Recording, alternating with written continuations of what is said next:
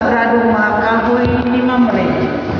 Naglingkod si Abraham sa putahan sa iyang tulda sa utong tutok sa dihang mikalit pagtungha ang tulog ka tao nga nagbaro dito. Sa pagkakita niya kanila, midagan siya aron pagtakbo sa mga tao o mihapa siya sa yuta o miingon. Sir, andam ako sa pag-alagad kaninyo.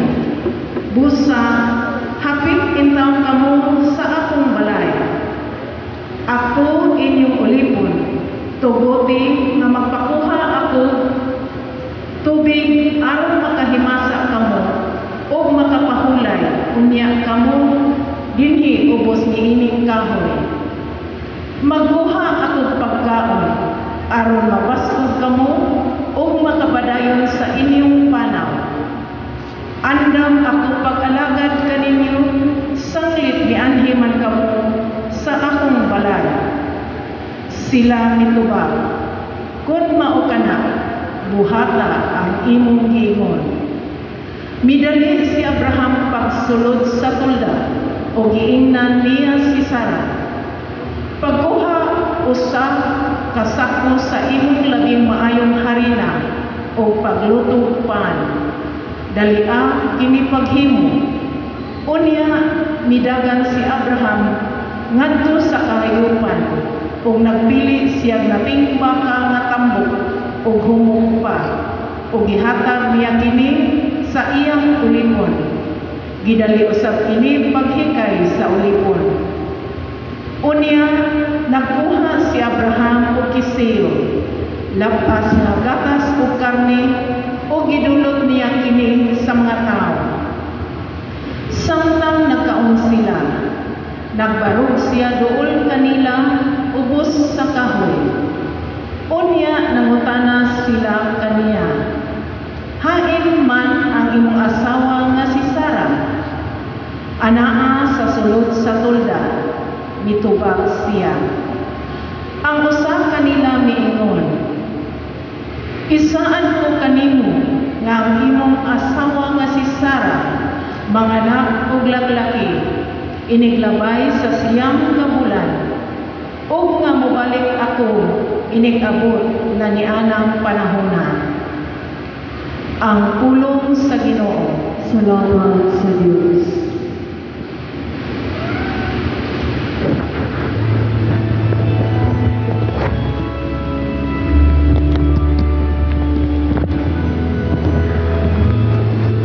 Ang maghimo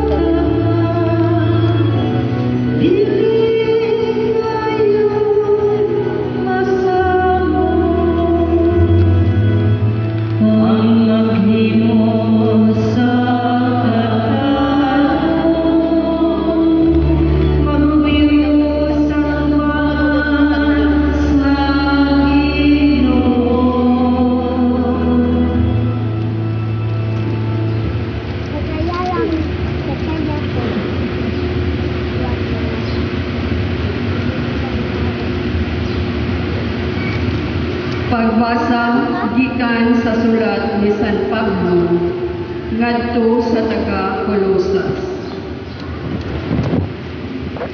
Ug karon gikalipay ko ang akong mga pag-antos tungod kaninyo.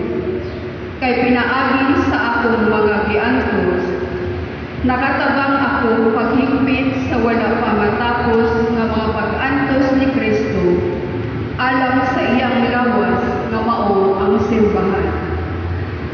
Gihimo ako sa Dios nga sulugoon sa simbahan, o gitugyan niya ako niining buhata alang sa inyong kaayuhan. Kining buhata mao ang pagsangyaw sa higpit sa iyang mensahe nga gihatag niya kaniadto. Apan gibutyag niya karon ngadto sa iyang katawhan.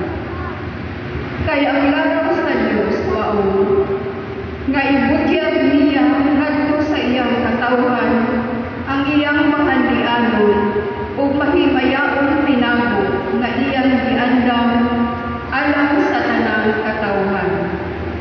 Ug ang tinago mao nga si Kristo anak kaninyo nga nagpasabot nga makaambit kamo sa himaya sa Dios. Busa gisangyaw namo si Kristo ngadto sa tanang mga tao. Gipahimangnuan o gitudluan namo ang tanan, ginamit ang tanan namong kaalam. Aron pagdala sa tagsa-tagsa ngadto sa Dios, ingon nga hingkod nga tawo nga nahiusa kang Kristo. Ang pulong sa Ginoo. Salamat sa Diyos.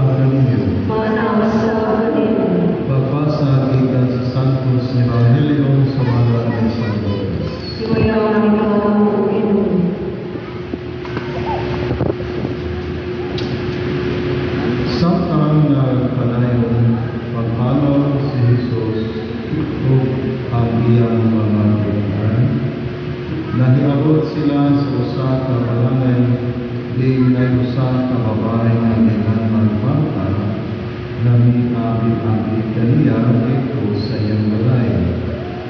Maigsoon siyang babae ng ginang Maria na naglingkod sa tiilan sa Ginoo o namati sa iyang mundo.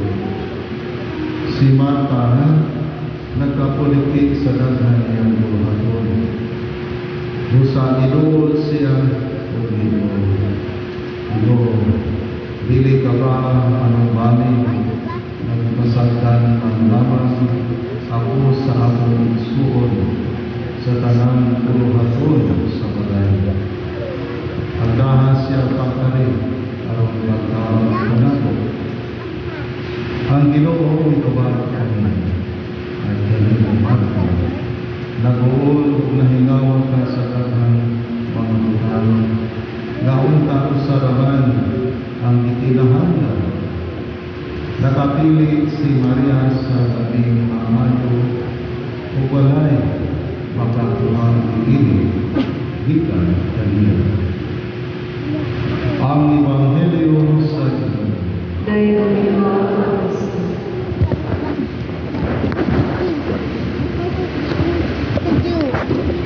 Ako nga namati diyan sa Diyos, pinaagi sa iyang pinadala alang sa katuyuan sa tibuok kalibutan.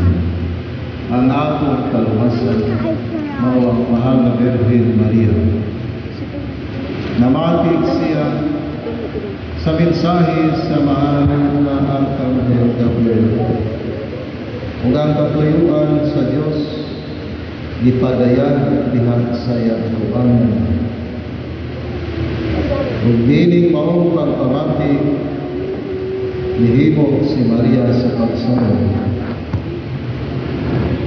Ug sa pagdawat sa maong sugo nga ginala diha inahan sa Panginoon.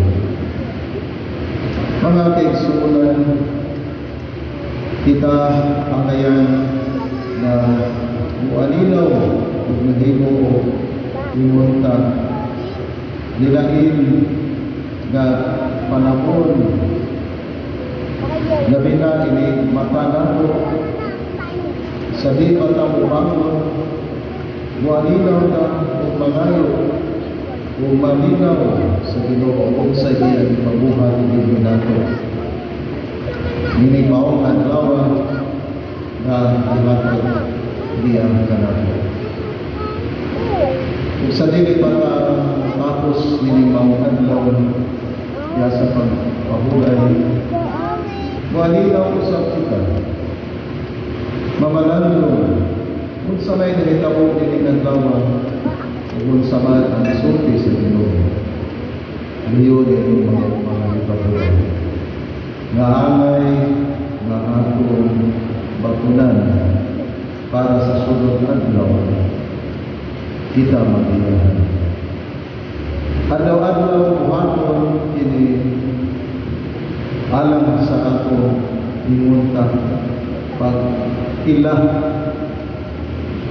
sa Ginoo sa daghang paagi nga wala to damhang siya miagi. Punta kay sama kitatan Abraham na ilan niya ang Ginoo inaagi sa tulog ka mga imunta dumuduong nga may imunta may hulong umutunghan diyan sa iyang ubangan sa buta. Dito na inalihan ang Ginoo sa pagbuhaw. Kini bukitan sa iyang taas na kasinatian. Iyang lagian na mga daghang mga imunta hitabo sa naginabuhi. Nga iyang imunta ipamalandungan diya sa pag-ampo o inuot kayo ang Ginoo adlaw-adlaw nag-communicate na po. Sama sa pagduaw ni Jesus sa balay ni Marta o ni Maria iyang igsuon uban ang Lazaro. Dito nasayran ni Maria ang igsuon ni Marta unsa ang katuyuan o unsa ang iyang tuhong sa pagbuhaw. Kung diha, mga kaigsuunan, nabuhat ang amay kabuhaton tungod kay naminaw si Maria.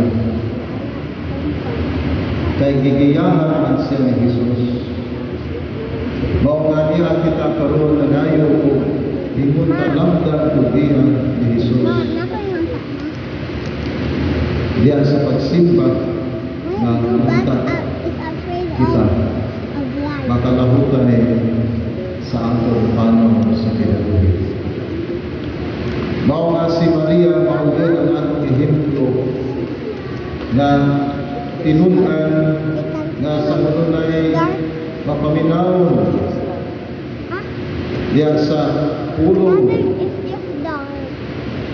sa Dios diha sa mga panghitabo. Sama na si Maria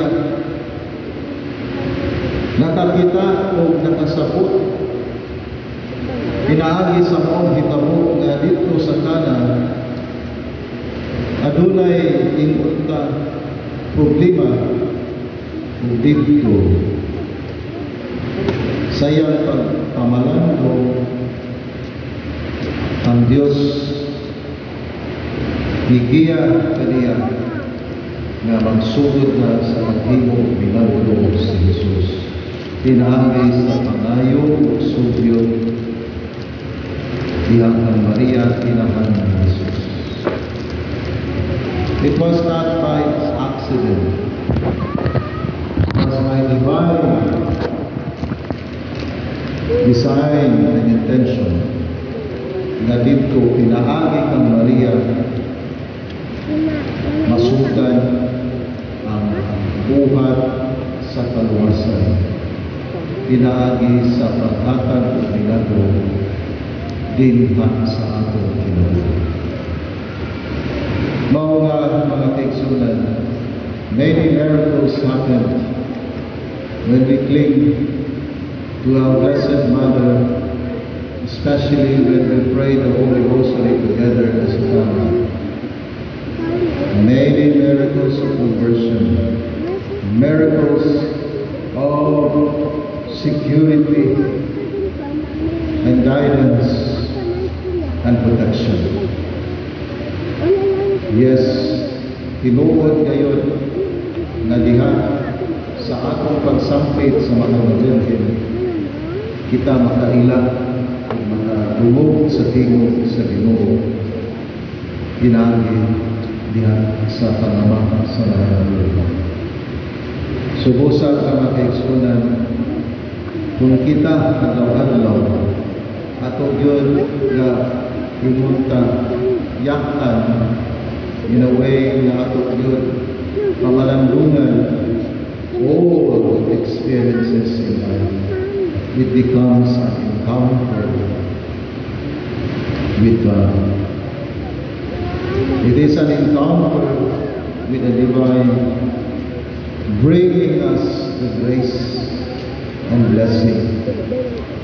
In spite of bad experiences, in spite of hurt and many sadness along the way diha sa aton naagian na mga kasalukian, there is always a message from God giving us, as long as we know how to listen. Kung atong buhaton adlaw-adlaw sama sa atong isuti sa kadalihan, before we rise, we reflect. Maminaw na sa Ginoo in silence, and before we go to sleep, atong gitanaw ang nahitabo niya ibuntag o sa hapon, and then makita nato kung siya sa atong pagkampo pamalandong ngayon din mga hitabo. God is always with us. Mauni ang law na pamalandong ni San Pablo. Ngadto iya kining ipalalong sa simbahan sa Colosas. Ug ngadto ug siya nag-ingon sa madasigon ug siya nag-ingon, ikalipay ko ang akong mga pag-antos. Pagkalawon sa iyang pamalandong. Ikalipay ka ninyo na nawatan ng trabaho, ikalipay ka ninyo na nawatan ng animalay, because of some tragic event, na aksidente, o any unfortunate events occurred diya sa inyong kinabuhi. Ikalipay pa ninyo. What happened to St. Paul? He was imprisoned several times. Nalunod ang iyang barko several times. Gibuntog siya several times. O uban pang daghan kagutom, kauhaw, o kalisod, uwan, o init, iyang gilantos. In spite of all of this, iya kining kagalitan. Why? Because he sees Jesus, for he is found with God in every experience. Mauna nga ikaw, ugaling nagbagulgol, gani bitungol, mayroon ka kamusta ni mamatay ng ako. Kinikanan, ikapoy na ko pantay, di ba nakatuig, nagubog, kanus ang kami mamatay. You are not seeing as what Mary sees. You are not seeing as what Abraham sees. You are not feeling like what St. Paul feels. Tungod kay, wa manato kamalandungin, wa manato ihatod sa pag-angko ang tanan kang mahitabo. Pagkanindot, kung maingon ka, salamat Ginoo na nag-alagad ko sa pag-atiman sa akong mga ginikanan. Adlaw-adlaw, because I see you in my father and in my mother. Because I see God in that experience, diya sa akong nasunugan ni, nawadan ni o panimalay, wingon man, daghan mga kalisod. I see God in all of this, taking care of you. Mao ni ang taong na kamalandong sa mahal na Birhen. Yayang hinala, dihan sa iyang kasing-kasing. The 7 sorrows of Mary become the 7 great joys of Mary. Tungod kay every experience, it is an encounter of God. Be it done unto me according to your word.